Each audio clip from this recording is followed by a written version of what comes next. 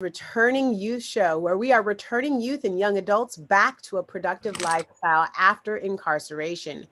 Please visit returningyouth.com and donate today. That's returningyouth.com. We are live on the radio to over 30 million homes on WPAT 930 AM every Friday from 3 to 4 p.m. Eastern Standard Time. And we're streaming live on Facebook as well as on YouTube. You can search Returning Youth on YouTube, or you can just go to facebook.com/returningyouth. Dr. Khanna is an attorney, a child safety advocate, and a servant of the underserved, and a champion of the nonprofit Voice of the Kids. Dr. Khanna launched his Post-Incarceration Juvenile Justice Reformation Act, also known as the Returning Youth Initiative. And Dr. Khanna saw that the Reformation Act did not adequately care for ex-offenders once they were released, and he decided to address this with his Returning Youth Initiative by providing post-incarcerated youth and young adults with housing, training, along with the required medical and psychological assistance needed to secure a job, build their careers, and greatly improve their lives. I'm your host. I'm your host, Angelica Robinson. And I don't have my co-host Raphael with me today, but I do have our amazing producer and my co-host for today, Sharon Miller. Hi, Sharon. Thank you so much for being here. And of course, we have our very, very, very special guest. We've got Dorothy Leavell today, folks. This woman is extraordinary, and I'm going to tell you just a little bit about her right now.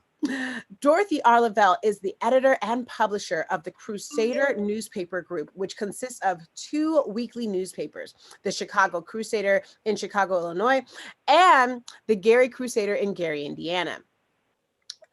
She has held the title of editor and publisher for 53 years and have worked in various and other administrative duties for 7 years at groups prior to her present position. She is the chairman of, okay, so Dorothy, you might have to help me on this one. It's Emeritus? National Newspaper. What is this one? You are chairman of a National Newspaper Publication Association. What is that one? Oh, former. I am the former chairman of the National Newspaper Publishers Association. I was that for 3 times. All right. And it says has held that top leadership position of president and chairman of the board for three terms. Most recently was 2017 to 2019. So just right. Not too long ago. She's also currently the board of directors, a board of director member of the alternative newspaper, The Reader, which is located in Chicago, and a board member of the Illinois Press Association. She is still active in newspaper publishing field and is often called upon for advice and counsel. Dorothy, Miss Leavell, thank you so much for being here. Thank you for going through all of that. I mean, wow, what an extraordinary presence in print. And welcome to the show. I mean, what are you working on now? Obviously, what am I working on right now? You're not talking about since this morning, right? Let me just say thank you so much. I'm so very happy to be on your program. Last week wasn't at my best, not sure that I am today, but it's a pleasure to be here and to talk about a very important topic. I am still editor and publisher, and you've already read through all of that. I'm trying to retire. It's not quite working out. I've got 5 books I want to write, and they're going to be bestsellers, I can assure you. So I'm just waiting to have like the relay. I'm waiting on the last person that I can pass the baton to. Hopefully it'll be a family member, but whoever it is, it's got to be somebody who has a passion for the Black press and its influence in the Black community. So if they're not serious about it, they're not going to get it. And because it is very important to me, and it has been very important to many of our readers over these 60 years that I have been involved in it. We are looking at 81 years in Chicago and 61 years, no, 60 years in Gary. So we're talking about 141 years of publishing. And so it's very, very dear. It started as a newsletter type publication. And while we are not super, super large, we pack a lot into a few pages. Most of the time, a combination of about 40 pages, Chicago and Gary. So there's two separate publications. What am I working on now? A new website. Wow. Can I tell you, I hope I'll survive that. We're working on that is a job. You'll tell me about it. This morning, we have been on calls. Yesterday, we were on calls last week, because believe it or not, they think we are going to launch it on Monday. I got my fingers crossed on that. I'm not really sure, but we've had a soft launch before now, just trying to get everything migrated from our old website has been more of a challenge than we had anticipated. So that's what we are working on. In addition to that, we're getting ready for kids to go back to school. So we've got a lot of activities that we are looking forward to. Just this Saturday, the Bud Billiken Parade, which is the largest African-American parade in the country. It won't be as big as it used to, and they missed last year, but they will be stepping off on tomorrow morning at 10 o'clock, continuing in that tradition. You may say, oh, Bud Billiken, isn't that sponsored by the Chicago Defender? It was at one time. It is now the Chicago Defender Charities. Wait, could you back up and tell us what is the you said the Billy system? Bud Billiken Parade. Billiken Parade. And what is Billiken? That's well, it's not a real character. It is from a Chinese myth, and it was like a person that cared about kids, and like a guardian angel of kids.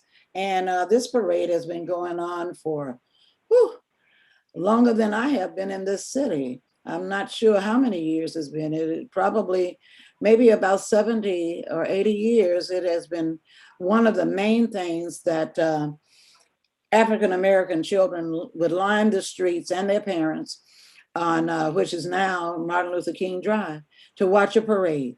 And they would have bands. They had all of the politicians part of it, and all kinds of businesses. It's the biggest African-American parade in the country.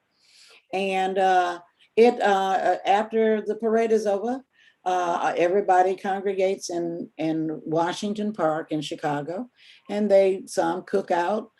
They've got acts, they've got music, it's just a fun day for kids, and just prior to back to school.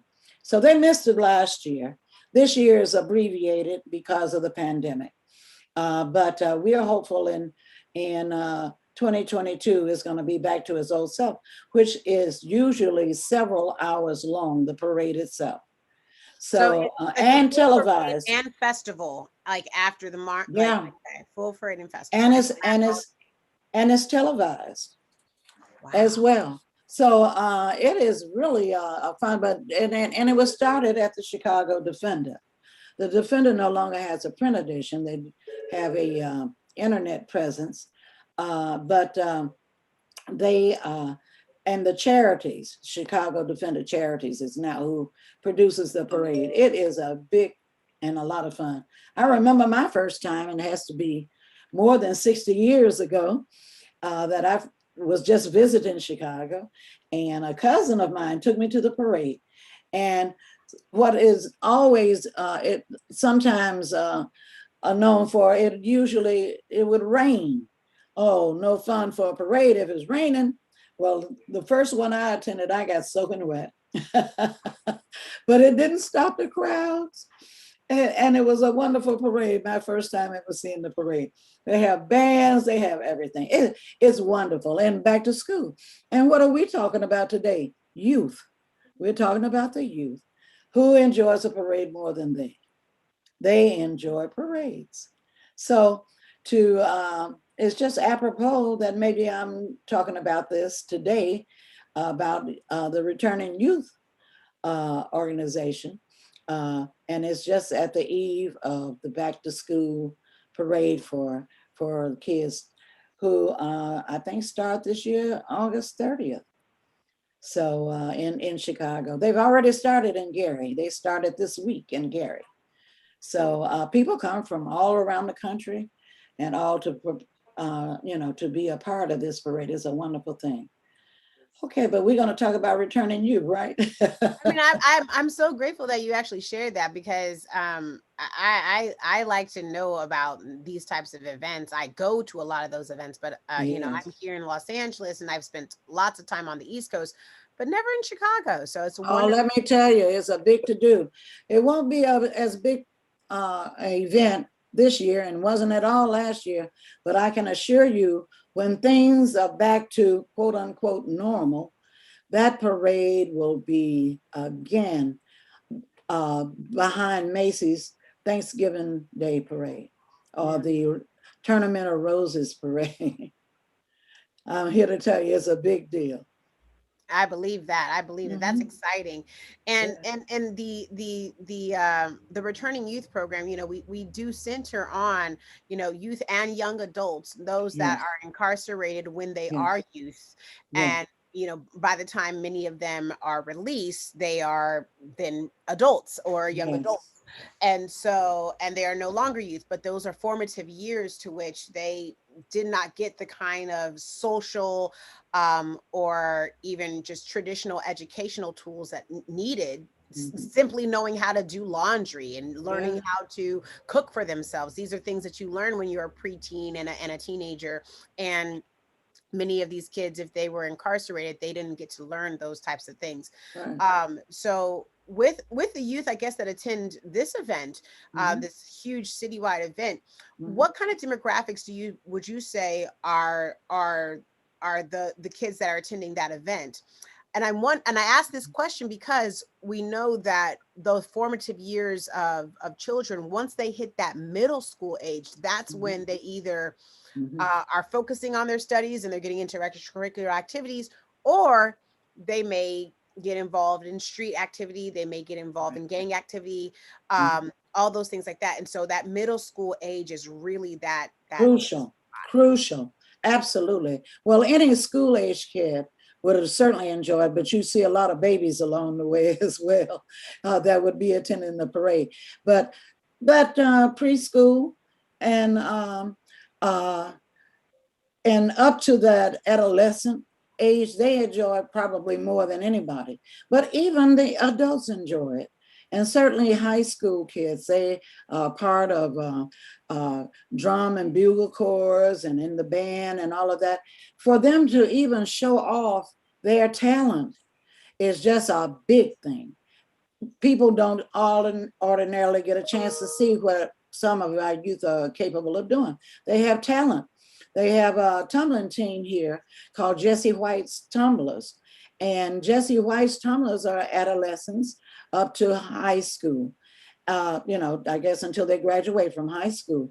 And Jesse White is the Secretary of State in the state of Illinois.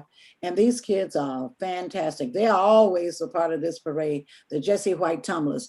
And, we just got to looking at the Olympics. They don't have on the same kind of costume, and there's boys and girls together performing, but they are fantastic. And the kinds of, uh, flips and all that they do, they're amazing, absolutely amazing, and synchronized. And it is just really just one of the fine acts that is there. So we're hitting at that age that is so important, because we want our kids to aspire for greater things, and to see young people performing some of these acts. Somebody's going to leave that parade with it in the back of their mind, I'm going to do that. unfortunately, there are some who have their dreams dashed. And so that's why I feel that your organization, the Returning Youth Organization, is so important, because our kids need to see other people doing good things. As a matter of fact, the Crusader has a programs, not for just for returning youth, but for youth. We call it Heroes in the Hood. And the Heroes in the Hood program that we have are people that are in middle school and high school. And we judge them. They have volunteer programs that they do. And they tell their stories, and we judge by the importance of the program, how it's affecting people, how innovative it is. And you would be amazed at what some of these young people come up with. It's just really a wonderful. We have role models. They may be sports sports stars, or they may be entertainers, or they may be business people. And it's to inspire the young people to have productive lives. And then it gets as simple as that. Someone volunteering to just go and help an elderly person get their groceries. And we had a young lady who was living in a homeless shelter that was still volunteering to help other people. So it's a wonderful program. So I know that the Returning Youth program is so important, because that's not our particular focus. But what happens to these kids that are not inspired, that they feel hopeless, without any hope, and then they've been incarcerated, and here they come back to a world that they don't even remember, probably because they had gone in at a really young age. So they come out, and what do they want to do? If most of the time they're of age where they ought to be employed, or maybe going to college, if they're, of that age.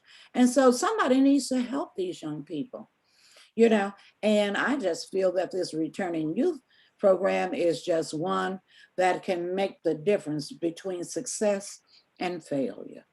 And so that's why the Crusader, when we heard about it recently, that we said, we want to be a part of that. Now we're catching them before they get in trouble, hopefully. And we want to catch them when they've been in trouble and now they're returning and want to have a different kind of life. So it's exciting to us. Okay, so Dorothy, I have a question then about the Heroes in the Hood program Mhm. and is that put on by the Crusader, that Yes. program itself? And so with the program, you guys, the Crusader is the entity that would bring on these volunteers that are business folks, that are entrepreneurs, that are leaders in whatever field that they do, and Mhm. they They are do role what, models. They right, but are the what do they role models. do to Okay, let me tell you what they do. yeah. Well, first of all, they make an application and tell us what they're doing, the young people. That's what they do. And then we have adults, some of them are politicians, some of them are business people, to judge the ones that would be the most significant. And it has several categories. The Judge them impact. how? Judge them how? Like, is it a writing competition? Is it a like It's how? not a writing competition, but they do have to write and tell us what they're doing. It's Okay. not judged on how well it's written. It's just the fact what it is that they are doing. What kind of programs they have. They have mentoring programs. They have intervention programs that deal with trying to quell the violence and bullying. And that's just one example of some of the things that they do. There are others who get them interested in doing activities. Maybe it's a garden where young people learn how to grow. And then there are those who are more in the sciences.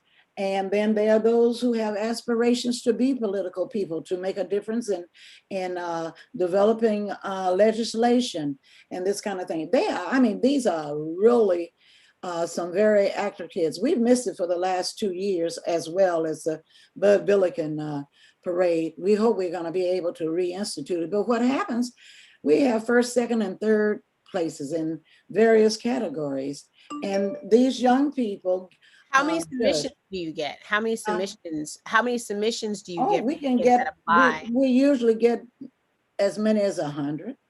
A And it's hundred. from various high schools. And it's It's just not Black. We also have many participants that are Hispanic. So they all participate in as heroes in the hood.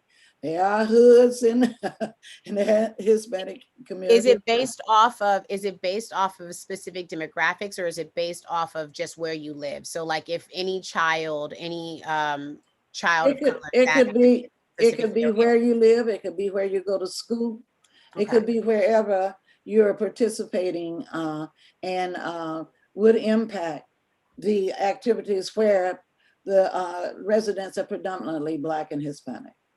So Okay. that's where we go. Sometimes though we get organizations up on the north side of Chicago, and because that's where they live and they're doing things there as well. But the majority of the participants would be from those two ethnic groups. So what is really What's the important though, age after we do demographic? all of this, huh? And what's After the we judge them, no, what's the age demographic? oh, we're looking at say 12 to 18, 12 to 12 18. to Okay, 18, cool. yes. Cool. And so the thing that happens though, after they've judged, and it's based on how innovative the program is and how impactful, how has it impacted on the people that they deal with, and the importance of it of the overall society in our cities. Has it been that impactful, just not where they are, but outside of the city? Are they sharing it with other schools and that kind of thing? So when we make that judgment, there's first, second, and third place in several categories. I can't remember all of them here, but what we do is we have a program for them. It's a reception. It's not a reception where everybody's all dolled up in the after five and all. It's a reception for young people. And what do? We have food. And guess what? It's food that young people like to eat. They're not into caviar and some of the other things that older people might be aware. So it's all about them. It's all about them, what they eat, what they like, and they get a chance to meet other young people like themselves. And it's held at the DuSable Museum. That's a Black museum here in the city of Chicago, probably the oldest Black or one of the oldest Black museums in the country. And they have an opportunity to tour the museum. Often, many of them have never been there. That's what's so exciting. We go, and then we go into the auditorium. We have music, and people get a chance to just talk with each other. And then when you would think that these prizes that we are given are just, a trip to Europe or something like that. No. Can you believe that maybe it's a chance to go to a Major League Baseball game to see the White Sox or the Cubs? Or can you believe that it might be an opportunity to go to Springfield to see how the state legislature how it proceeds in its sessions and all of that? So it's not these highbrow prizes, but they get an opportunity to meet successful people and to hear their stories, how they have overcome obstacles to become who they are. And the kids love it. Oh, you would not believe how excited they are. We have, in the last few years, we've been able to give 10-speed bikes. Many of these kids don't have bicycles. And so can you imagine though what we go through when the winners get these bicycles and they got to figure out a way to get them home. If their parents' vehicles will not do it, sometimes we have to bring them to the office and then they make arrangements to pick them up.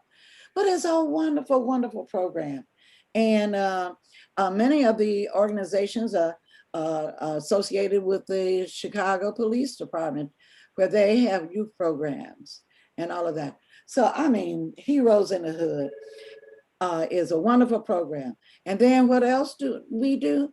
We present $1,000 to an organization that's trying to stop the violence. You know, we have a violence problem here in this city, as well as they do have all over this country. So there are organizations that are working to stop the violence. And we don't have a lot of money because our our sponsors, including the Crusader, are not, huge organizations. One of our sponsors is called Airport Express. they're the ones who invited the Crusader to become a part of this program. So we've become the two major ones. The DuSable Museum, too, is one of our sponsors. Radio station WVON is, again, one. They help us by getting out the information about the program. And so many others. Sometimes we have been able to get corporate sponsors such as ComEd, which is the electric company here. But mainly the funds that we raise, they're not really huge funds. And all of the funds are used to put on these, to get prizes and to put on the reception. And we don't raise a lot of money. It's not any money going into the coffers of any of the sponsors. But it's a great program. Understood. That. Oh, Sharon. Okay, I've got two questions. Okay. Just quickly, and then I'll give it to you, Sharon. And I'll try to give short answers. Oh no, it's totally fine. Okay. I got more questions. So, okay. So with this program, are students, or not students, but are youth able to, like, if they're accepted into the program 1 year, do they get automatic acceptance the following years, or do they have to continue to reapply, or is it just kind of reapply thing? Is there any kind of retention rate for these no, kids? No, it's not any retention rate. It's a new group every time. It could be some of the same groups, but they do have to reapply. And they have to tell us what they are doing to impact the society that they live in. They have to reapply. It's not a rollover kind of thing. We would like to expand our program to include having an opportunity to go and visit a business that they may have an interest in. Say, for instance, if they're interested in how do you put out the Crusader, we'd like to have an opportunity to show them what we do. Or perhaps it's ComEd. They would have an opportunity to go to ComEd and find out how this electricity really works. So we are hoping that we can expand that. But I tell you, we have had outstanding role models. We had a guy who had been incarcerated, who learned how to cook in prison. And now he's a chef. They got a chance to hear about those kinds of success things that, turn their lives around. So it's not a returning thing, but often we have people who can talk to these young people to try to keep them, on a path of success. I see Sharon's mouth working, but I don't hear. Oh, okay.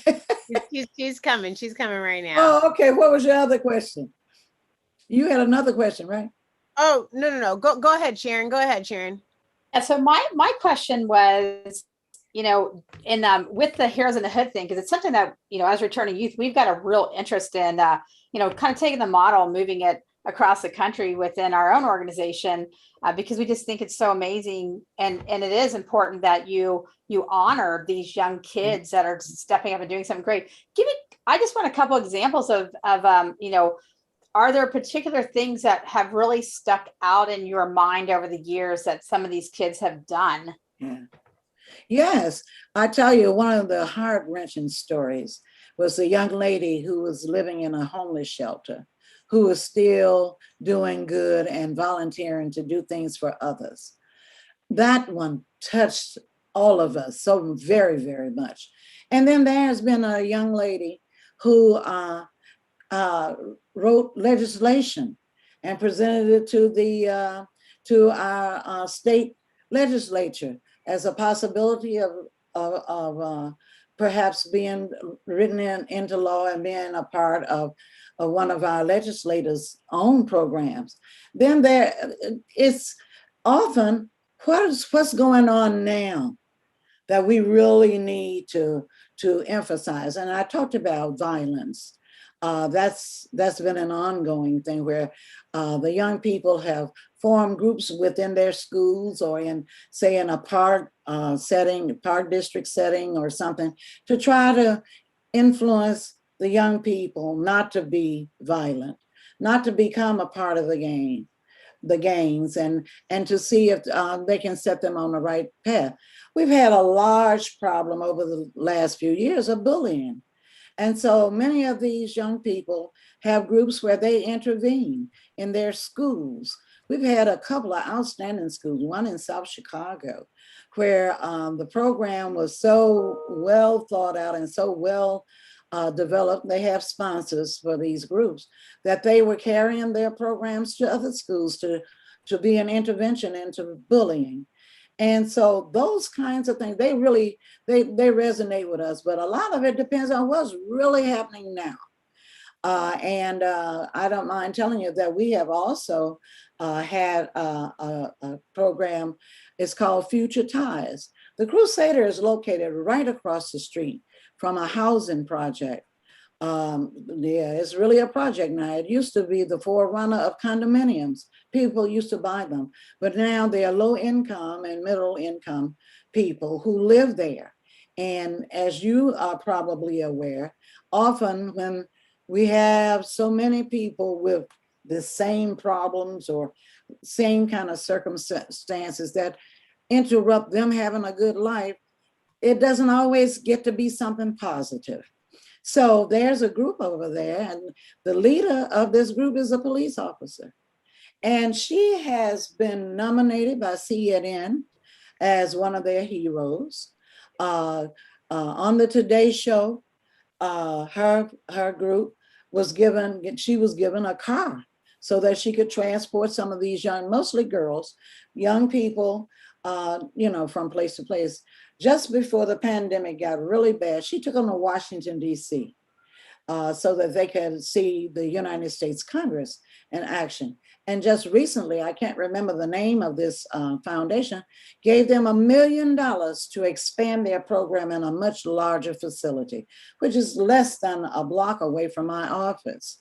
So we have a lot of good things, and we've honored them. They got a Stop the Violence award one year, and we have kept up with them, and from time to time we know of opportunities, we try to pass it on. But here's another good thing about this program is that, guess what, their stories get to be told. Somebody else can see it through the Crusader. And I can see now that we're going to be able to do more with our new website to make sure we have more videos, and those stories can be on this on our website for people to tune in and to get a greater understanding and to get some ideas how they can help these young people. So just as what you're doing, we're doing before they get into trouble. But we are interested. Often we have provided employment for men who have, especially men, who have returned to society. I mean, things are different if you've been in jail for 30 years. It's really, really different when you come out. They want to know that it is. How does this cell phone really work? And what is this all on television? I mean, it's just stuff that is so different from what the world they left. And then here they come back to this one. So that's why we want to get them before they get to be 60 years old and find out that they, or 70 years old, find out that they didn't even commit the crime, but they have been incarcerated all of that time. We want to get to our youth while they still have an opportunity to get into a program. Say it's carpenter, if they're interested in being a carpenter or a plumber, some of those kinds of things. We hope that we can get them involved in that, because guess what? Some of those jobs pay more money than those white collar jobs that many people aspire to. So it's all about saving our people. Well, it's really about that. And unless we have some intervention, unless we have more programs like Returning Youth, there's a lot of young people we're missing. And perhaps we will be a victim of them just trying to get enough money for a meal. Maybe it'll be just because their children would like to have some school clothes. Because many of these people who are returning, they have children. And, hey, everybody, the first day of school, I can remember how excited I was with my new clothes and new school supplies and all of that. But here's a young man coming back in his 20s, and he's got some children, and he can't afford to buy them the kinds of things. Maybe he doesn't know about some programs where they're giving away these things, but there needs to be some mentoring strong mentoring for these people coming back. And I see that as one of the things that returning youth offers. And Yeah, Dorothy, and that's so true, because I mean, even when you look at the stats that are out there, it's like a 17% drop in recidivism rate if you've got a posting, if they have a peer mentor. yes. And so that's one of the things we're always trying to reach out, like through our posting and through things that we do, asking individuals. And we've got a couple really great individuals, already within our organization that have collaborated with us, that they are that peer mentor. They've done some great, amazing things, and they want to make sure that they get in front of these kids. And it's so, like you said, it's so hard. They come out and they have, the mental part of what they've just gone through, besides what they even had before they went in. Right. And, they've got to transition through that, and to have somebody, holding their hand. And Angelica, she interviewed Marvin Price a few weeks ago. Yeah. He has a trades program through one of the technical schools in North Carolina. And he said, he goes, we had a guy that was going through our program, and he said, I can't tell you the couple times that we had to just pull him out of the depth of doing something that was going to derail him.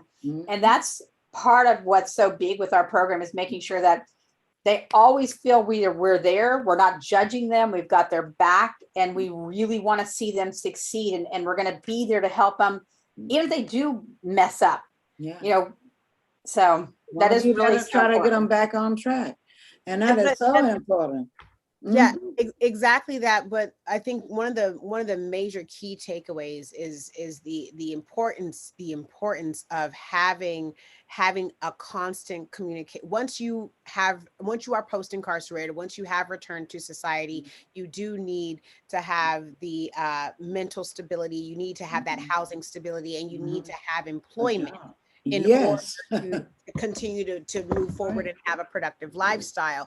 And having that constant care of having continuous mental health help, and continuous employment, continuous housing, so that you can get on a productive track. That may take more than a year. That may take 5 years. That may take 10 years. That it is a process.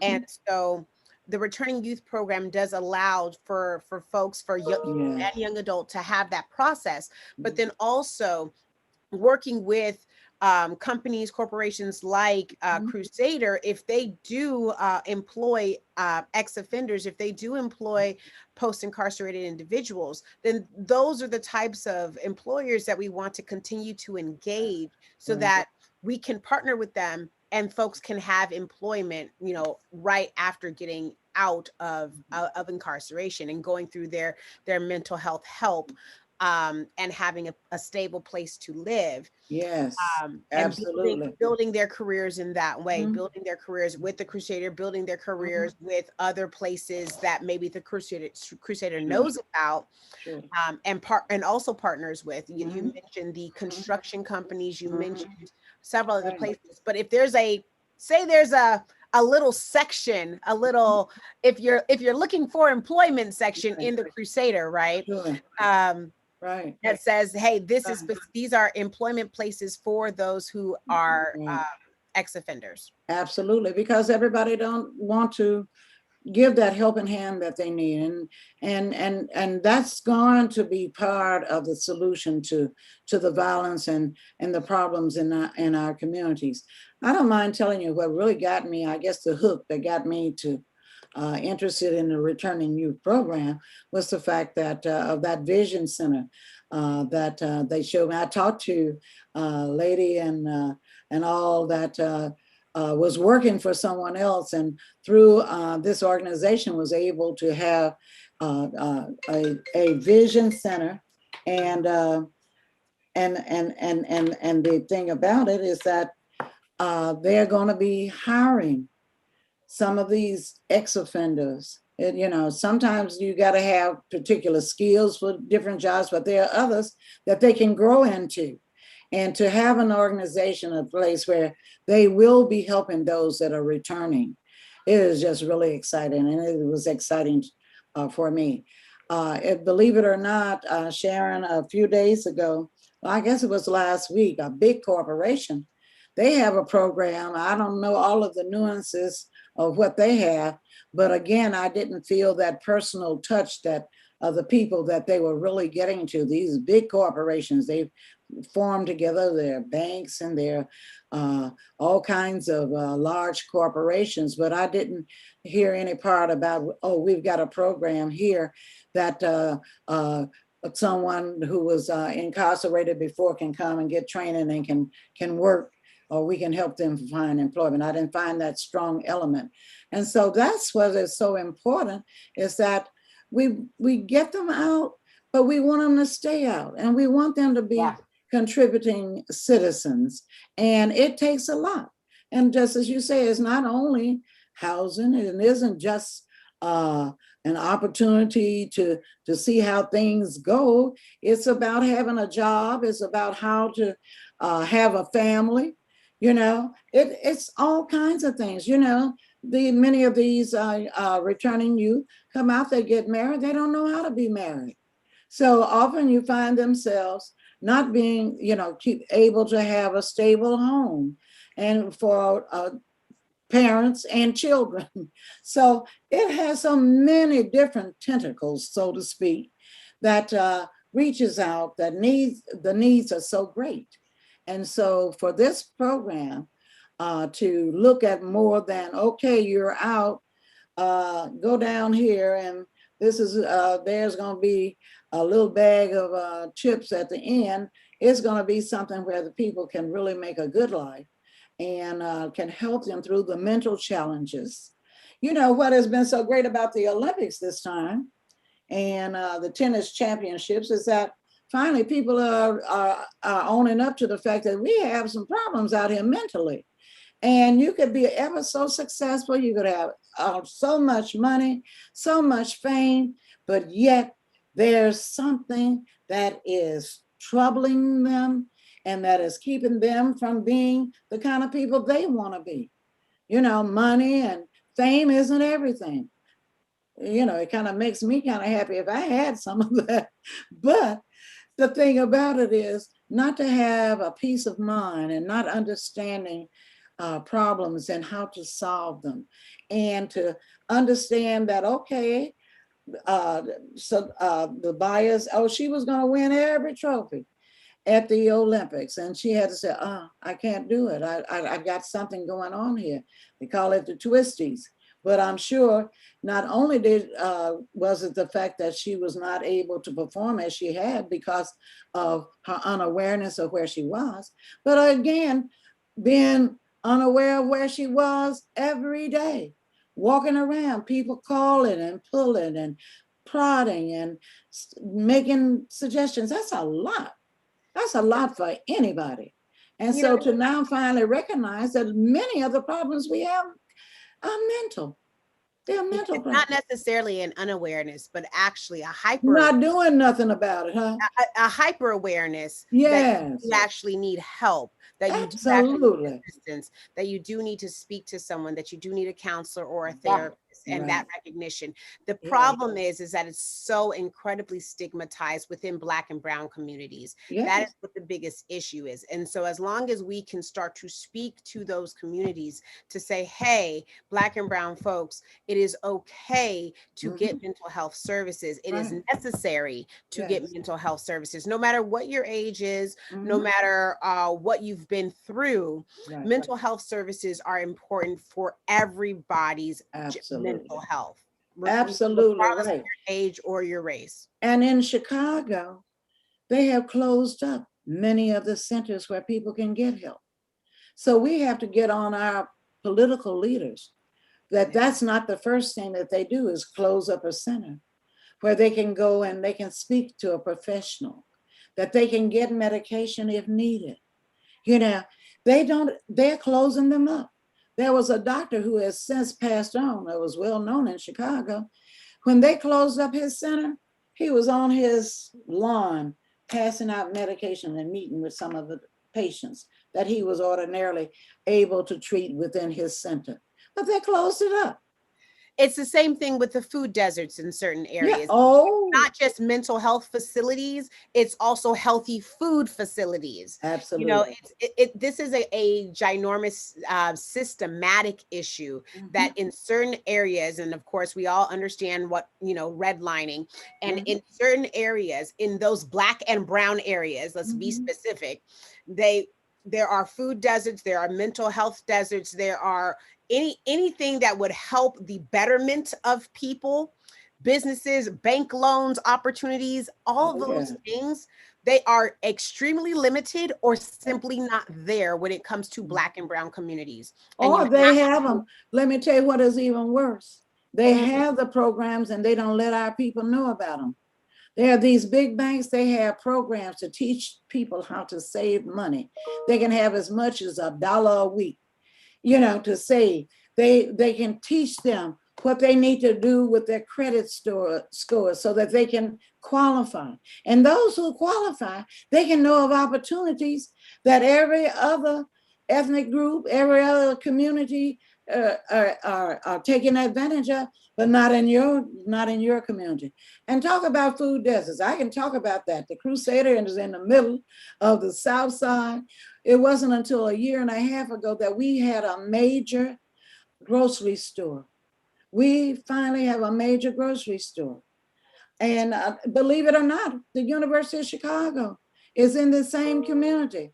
They did not want to have a trauma center when so many of our young people have just died a block or two away from that hospital, and they had to be taken way across town where they died. There are health clinics where they want to steer you away from the places closest to you.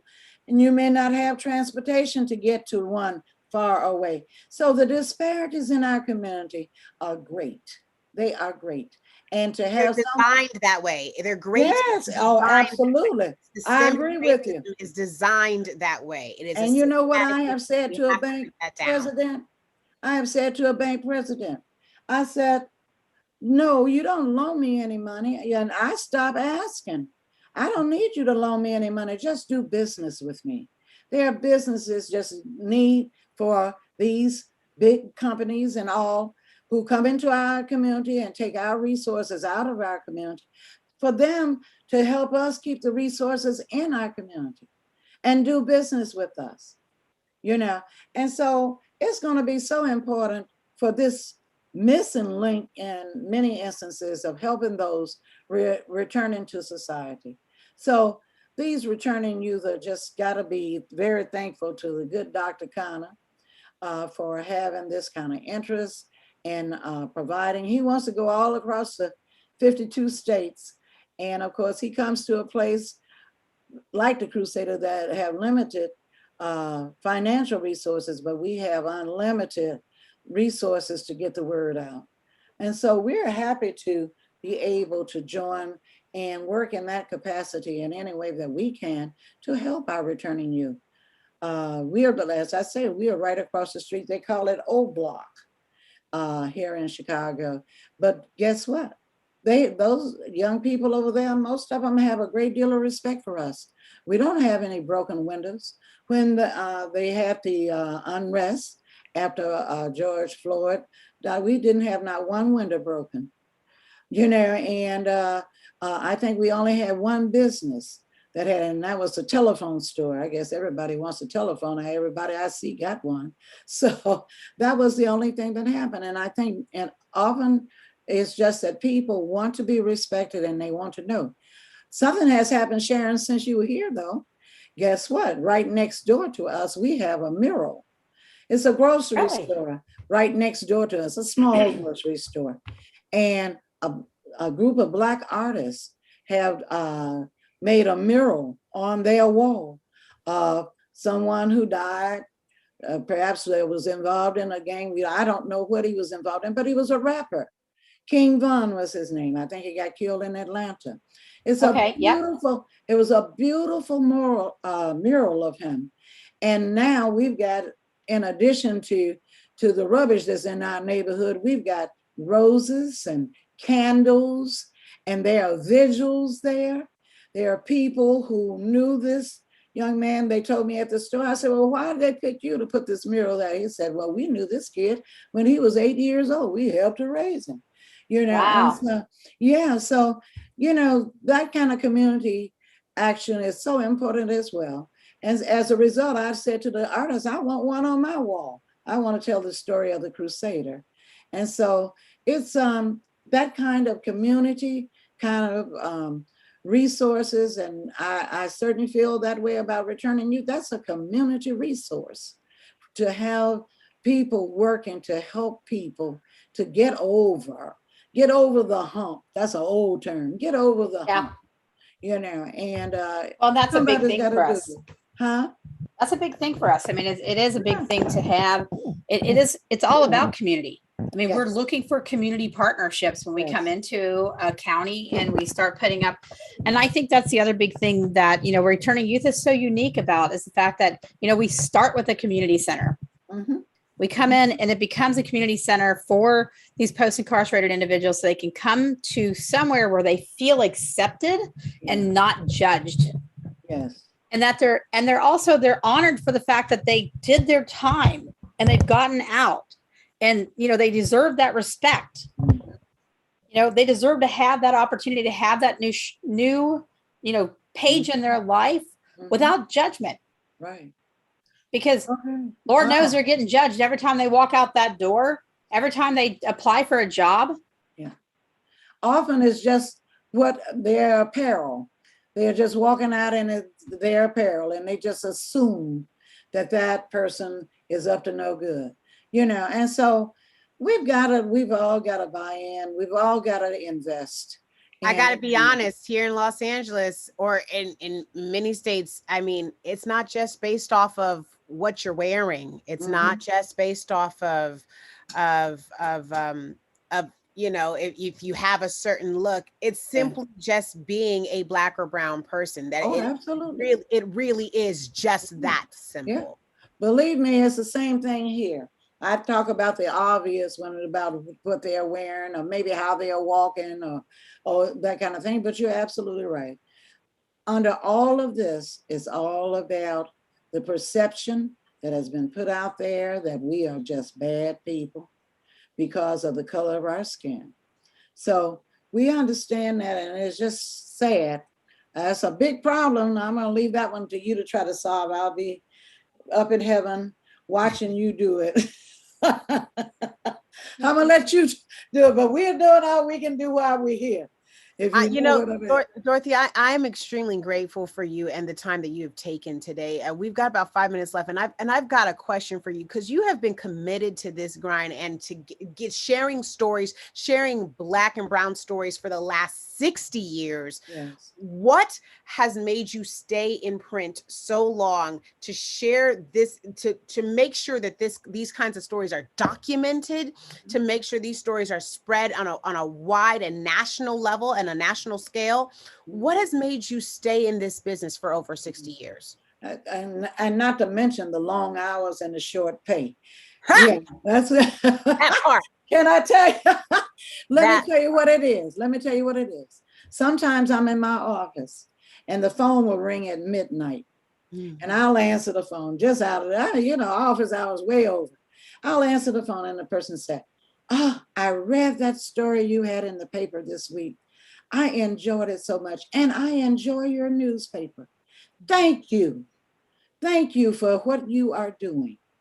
And then there's a person that'll send in, our subscription is only $35 a year. They'll send in a money order, a check or whatever.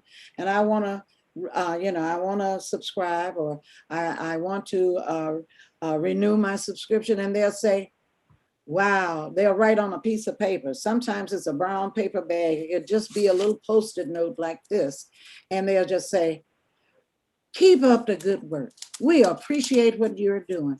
That's what it is that keeps me going. When I get so tired that I just want to say, this is not making any sense.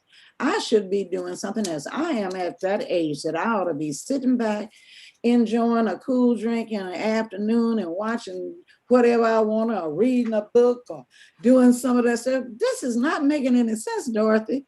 Can I tell you? And then somebody will say, Woo, what would we do without the Crusader? Oh, thank you so much. We appreciate you. Your paper is doing a great service for our community. That's what it is. That is the pay. That is what keeps me here. And anybody else I can drag in here with it, I try to infect them with it, because we are not able to pay tremendous salaries and that kind of thing and provide the greatest opportunities, or even, somebody don't always look at us. Do you know, in 2020, for the first time, we were able to get any kind of a grant to do any of the things that we do in this newspaper. So we want to shout out to some of the foundations that gave us grants. Unfortunately, I could not use it for my regular staff, but I was able to hire some freelancers, photographers and people who do investigations and people who write who are freelancers. I was able to hire them. And it enabled us to get out some of those stories of what people were going through during the pandemic.